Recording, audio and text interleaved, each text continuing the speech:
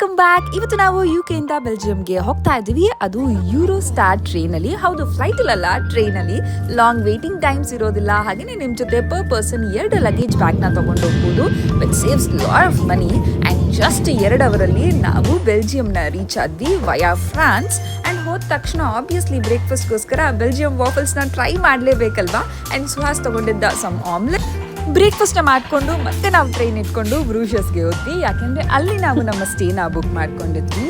ನಮ್ಮ Airbnb key ಅಲ್ಲೆಲ್ಲೋ ಇತ್ತು ಸೈಡಲ್ಲಿ. ಸೊ ಅದನ್ನು ಹುಡ್ಕೊಂಡು ಬಂದು ನಾವು ಈ ಸ್ಟೇಯಲ್ಲಿ 4 ದಿನಗಳ ಕಾಲ ಇದ್ವಿ. ಎವ್ರಿ ಡೇ ಡಿಫ್ರೆಂಟ್ ಪ್ಲೇಸಸ್ಗೆ ನಾವು ಇಲ್ಲಿಂದ ಟ್ರಾವೆಲ್ ಮಾಡಿದ್ದೀನಿ. ಸೊ ಅದನ್ನೆಲ್ಲ ನೋಡಬೇಕಂದ್ರೆ ನನ್ನ ಚಾನಲ್ನ ಸಬ್ಸ್ಕ್ರೈಬ್ ಮಾಡಿಕೊಡಿ. ಸ್ಟೇ ಬಗ್ಗೆ ಹೇಳಬೇಕಂದ್ರೆ ತುಂಬ ಸ್ಪೇಷಿಯಸ್ ಆಗಿತ್ತು. ಫಸ್ಟ್ ಫ್ಲೋರಲ್ಲಿ ಇತ್ತು. ಆ್ಯಂಡ್ ತುಂಬ ಕಂಫರ್ಟಬಲ್ ಆಗಿ ನಾವು 4 ದಿನ ಇಲ್ಲಿದ್ವಿ. ಯಾವುದೋ ಹಳ್ಳಿ ಮನೆಯಲ್ಲಿ ಇದ್ದಂಗಿತ್ತು. ಎಷ್ಟೇ ಸೆಕೆ ಇದ್ದರೂ ರೂಮ್ ಒಳಗಡೆ ಮಾತ್ರ ತುಂಬಾ ತಂಪಾಗಿತ್ತು. ನನ್ನ ಹೆಸರು ಕೃತಿಕಾ. ಹೆಚ್ಚಿನ ವೀಡಿಯೋಸ್ಗೋಸ್ಕರ